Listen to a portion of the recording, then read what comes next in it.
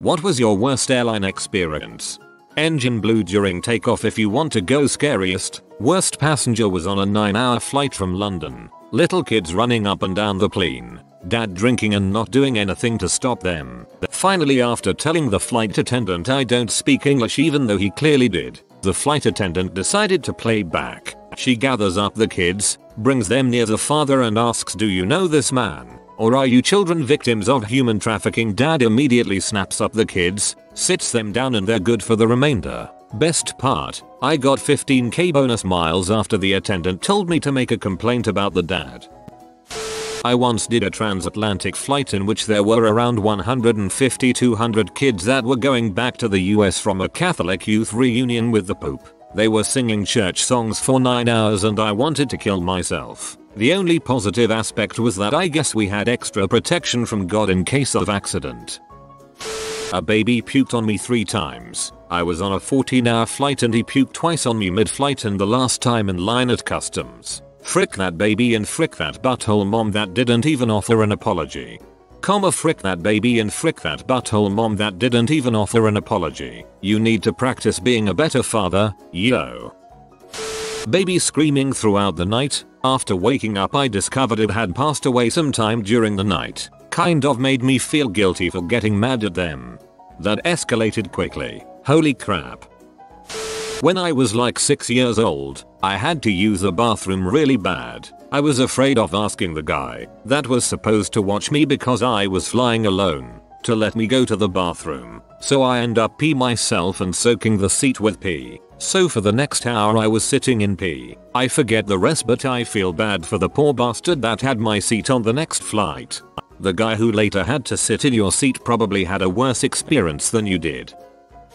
I was 19 flying with my dad from Baltimore to Arkansas and both of us have pretty near the same routine when we fly. Asleep before takeoff, woken up by the landing. Well, I was jarred awake mid-flight. I looked around and saw some oxygen masks hanging from the ceiling and went from damn it I woke up early to 19 isn't too bad. People have lived shorter lives. I elbowed my dad to wake him up and he, a much more seasoned traveler than I, went a little pale. The plane was caught in some horrible storm turbulence that was just wreaking havoc on, well, everything on board. The pilot comes on the overhead speakers to say something about the turbulence and it went something like this: "Ladies and gentlemen, I just want to let you know that we'll be experiencing a pretty severe turbulence event," and oh crap, followed by complete silence, and then by a very sudden drop. I hit my head off the window because apparently I was too close trying to see things in the clouds like angels or demons carrying us through the storm or directly into the bowels of heck respectively, and the guy in front of me began to gag.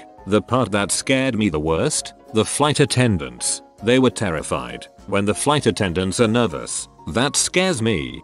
A pilot yelling "oh crap" is pretty low on my list of things I want to hear.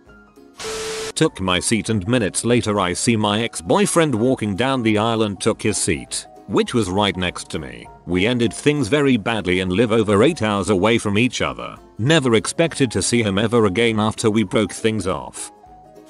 Transatlantic flight last year. About to taxi before taking off and another vehicle on the tarmac caught on fire. Plane starting filling with smoke, but also mostly full of English people, so we all just kind of looked at each other for a while with increasing panic in our eyes. No one was brave enough to mention anything to all the staff who were just carrying on like nothing was happening.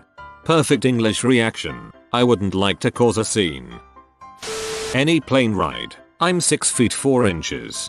Jesus Christ, I'm 6 feet 4 inches too and I'm always uncomfortable no matter how I sit. I was on a Royal Jordanian flight about 12 years ago. Over the Indian Ocean we encountered the usual turbulence and the captain told us to fasten our seat belts. The flight started very turbulent, jerking around violently. Then suddenly there was just stillness for a split second. I'll never forget that moment, because what followed was the most terrifying minute of my life. The plane plunged. We just fell like a rock. People were screaming, throwing up, peeing and crying. An air stewardess fell into the empty seat next to me and was clearly shook. I distinctly remember someone asked her if we were going to survive, and her reply was, "I don't know." Eventually the plane leveled off and we ascended again. The cabin crew were amazing. We were never given an explanation of what happened, but I found out later that we hit something called an air pocket. I remember looking at the in-flight screen during the plummet. I could have sworn it read 12,000 feet at one point close to the end.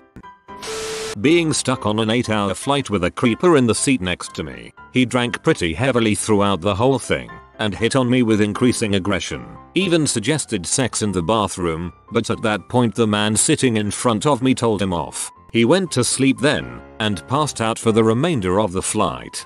Same thing happened to my wife. The creeper was me. Got on the plane. It's a mostly empty flight. Score. Women sitting across the aisle from me is clearly waiting for the bathroom. She looks pale. Randomly pulls out a plastic bag, looks at the bathroom door for the 50th and last time, and proceeds to puke into the fricking bag. There was a hole in it. Puke all over the place, smells like bile for the rest of the flight. Also, a child screaming for about 3 hours straight 2 rows ahead of me. A creepy guy hitting on a girl who was clearly freaked out and upset by his advances. And the bumpiest plane ride that didn't end on the side of a mountain that I am aware of. This is not so much my worst as it is a bad flight gone good. I was 12 and flying alone, with a flight attendant escort. Unbeknownst to me, I had a 9-hour layover in Auckland, in Middle Earth for those who don't know. Well, apparently at the time, the whole airport shuts down for several hours during the night, and I had nowhere to go. The flight attendant from the flight took pity on me and took me to a hotel, since she gets to stay for free. Got to sleep on the spare bed, got free breakfast and everything. She even takes me to the connecting flight. Always tried to be kind to flight attendants because of that experience. TL. DR. Got to sleep with a flight attendant. TL. DR. Got to sleep with a flight attendant. This is a very misleading TL. DR. When I thought we were all going to die on takeoff, for whatever reason the plane started shaking like crazy. Really crazy. We couldn't have been 100 feet off the ground and it was turbulence you couldn't even imagine. Wasn't even a windy day. I still have no idea what happened. What's funny is I was flying with my little brother. I've flown 1,000 times. Him, not so much. He was a few rows behind me. I looked back with a terrified look on my face. I can't even begin to describe his. I guess I should have been older brother, everything's going to be okay. Nope. I was freaked out. Him seeing my face probably took his world to a scary halt right then and there. My Bahamas vacation that started on 9/12/01.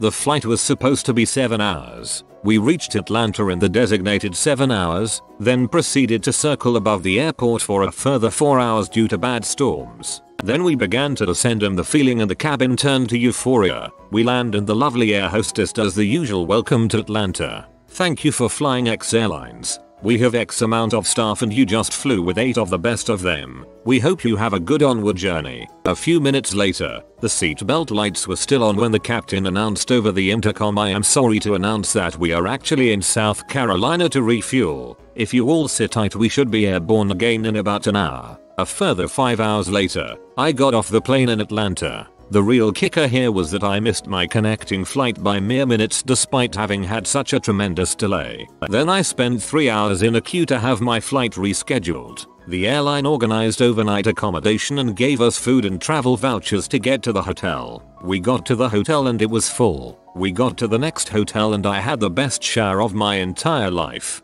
I'm amazed the plane had enough fuel to circle for 4 hours in the first place.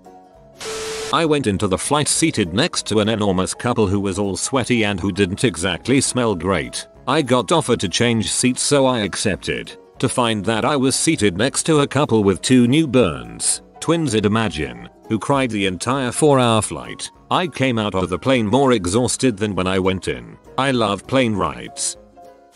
On a flight to Toronto, there was this crazy snowstorm and we had to divert to Pittsburgh. This was already a 10-hour flight. Then once we landed in Pittsburgh, we weren't allowed off the plane, so we sat there for another 6 hours before taking off again to go to Toronto. I fell asleep at some point and got woken up when we landed. I stayed with some relatives in Toronto for what ended up to be a short stay, then went back to the airport for my flight home. I was early for the flight, but because of the storm everything was screwed up. There was a line to check in that went from one end of Terminal 1 to the other end and curled back around. When it started to get close to the time of my flight, I told one of the employees that my flight time was nearing, hoping to get bumped up. But there were too many people in the same situation that it didn't happen. So I missed my flight. I called the airline and got put on a later flight, but had to wait until evening for it. Finally got on a plane, got home. They lost my bag. So my family was moving from Texas to Carolina. My dad had already started his job over there, so my mom, brother, sister, and I are flying over. And our dog Gizmo, we are flying Southwest. Well, our flight gets delayed, and delayed, and delayed. Apparently a bird flew into the engine, so they ended up cancelling the flight. This was a morning flight, but we are fortunate that we can get on another flight that evening on American. One thing I should mention, my younger brother has a severe peanut allergy. I'm talking he's been in the hospital about 6-7 times from being exposed. Not always ingesting them. A few times we're just being around it. Well, we've flown plenty of times with him, and it's no big deal. Mum of course always called the airlines before to make sure they were serving pretzels not peanuts. She goes on the plane for pre-boarding, wipes everything down in his seat, and there isn't ever a problem. Unfortunately, though Southwest was aware of the issue, American was not. Mum talked to the gate agent,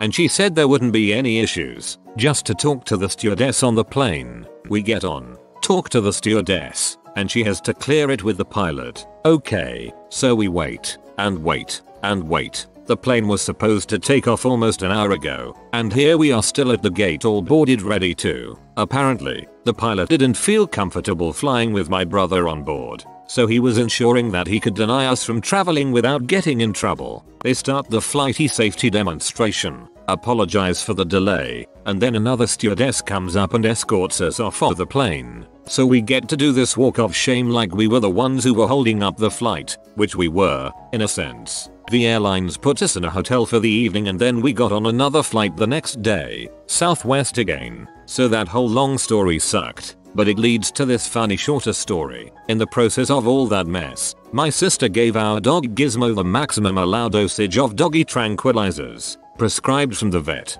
to keep him sleeping during the flight. It was essentially 3 doses over 24-36 hours. Right after we get off the plane, Dad picks us up and takes us over to what will be our new house. My parents were closing the following day. We went into the backyard, where there was a pool, and Gizmo, who is a tiny Yorkshire Terrier, makes a beeline to the pool and jumps in. Struggling to swim, Dad fishes him out and puts him into the yard. He turns right around and jumps back in. My dad fished him out again. We lived there for 5 more years with that dog and he never again voluntarily got into that pool. Terrible nut allergy, so luckily they had a row designated for peanut allergy people. He got served sandwiches with walnuts in the sauce. No warning. Allergic reaction on a 8 hours flight equals worst 8 hours of my life mostly spent in the lavatory. Funny story actually. I was coming back into Denver on a connecting flight from Dallas late at night. Before I had departed from Dallas, my friend had told me there would be some heavy winds that might cause a little turbulence. I acknowledged that and then got on my flight and left. Late at night I was tired, so I began sleeping. I had fallen asleep about halfway through the flight, and when I had woken up, we had landed. Alright, cool. But everybody is freaking out, and everyone is quietly talking to one another in a hushed but freaked out tone. Turns out that a little turbulence was a lot more than a little turbulence, and the plane had apparently dropped from the air a significant height, as well as violently turn each and every way coming into Denver, making the landing very difficult for the pilot. And yet somehow I slept through all of it, not once feeling disturbed in the slightest. I always knew I was a heavy sleeper, but wow. Oh yeah, I also checked later and found out my seatbelt wasn't fastened at all. Maybe you had woken up, but had severe memory loss due to hitting your head on the ceiling.